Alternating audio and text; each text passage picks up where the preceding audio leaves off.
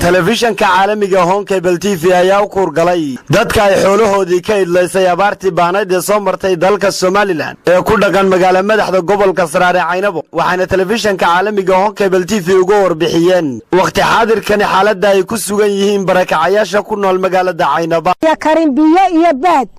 waqti baanuna soma garan hubaan u baahanay ka baan u baahanay karin baan u baahanay weel baan u baahanay taangiyaan u baahanay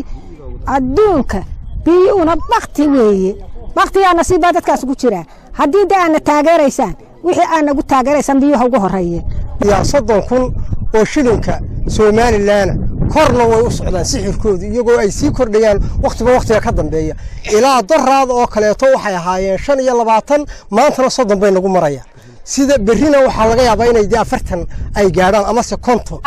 dadka kaamka jooga waa dad waqti ah waxa ugu horeysa horta marka hore biyaha inta heli kartaa waa in yar oo tirsan ilaanta duwan raadanahay maxay ay tooy si weyn biyo laanta kamid ah baan walaal dayacan baahanahay marka hore biyo marka raadku aad buu ka tixiyay biyaan u baahan biyaha raad aad u dhiban oo kulul oo nahaye hadeerto wada 2 bilooda waxaanu doonaynaa waxa weeyaan horta marka hore weelka waa naga maran yahay booyada biyaha markay noo keento burcay ka keento booyada biyaha waxay noogu keentaa 30,000 oo maxay tahay Soomaaliland shilinka Soomaaliland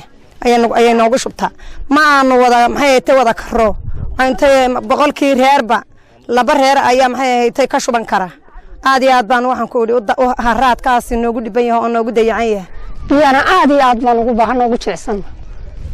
si kastaba ha ahaatee biyalaanta ka jirta deegaanada gobolada bariga Soomaaliland ayaa ku soo beegmay xilli ay biyalaani ka jirto deegaano hoos yimaada gobolka Saraar waxaana biyaha looga keenaa gobolka Togdheer ee Burco taasi oo ay masaafo 130 kilomitir soo socoto isla markaasina biyahaasi laga siiyo lacag qadarkeedu dhan yahay 30,000 oo shilinka Soomaaliland walow si aanay awoodin dadka ku nool barakacayaasha magaalada Caynaba sixirka biyahani laga siinayo halka kuwa kalena aanay kuba helin 30,000 oo shilinka Soomaaliland wali aadan dirar cali taani wararka telefishanka Home Cable magaalada Caynaba